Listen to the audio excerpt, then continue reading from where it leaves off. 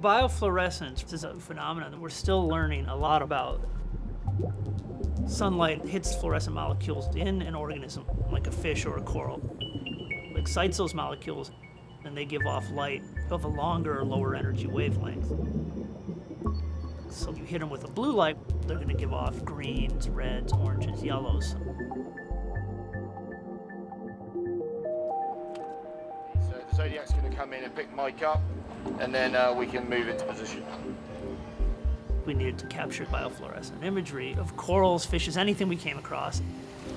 Okay, Mike?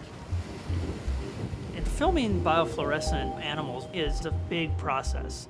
For all this stuff, it's kind of the first time, people have done a lot of these things, so everything we build ourselves. We had to build a camera, house it, put it on a submersible. The submersible had no way of communicating with the camera on the outside when we started, so it was really overwhelming at first. But it did slowly come together. I'm good. So we started with, simple operations, scuba dives, getting the cameras out in shallow water, and then moved on to using the submersible and the deeper water equipment.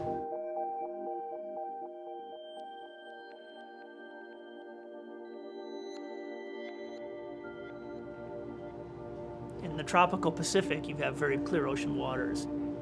The longer wavelengths of light get filtered out very quickly. So within 50, 60, 80 feet, it's very, very blue.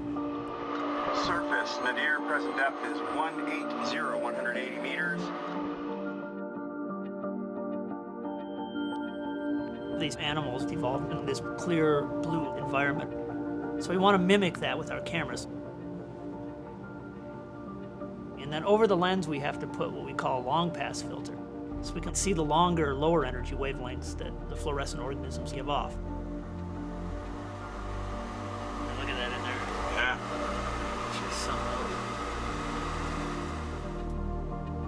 We were shocked, essentially, that every camera worked when we got out there, surprisingly.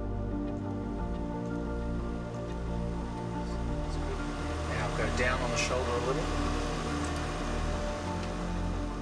Not all of them were ideal in the footage we got, but for a first shot, it was great. Now that we've got an imagery, there's lots of unanswered questions.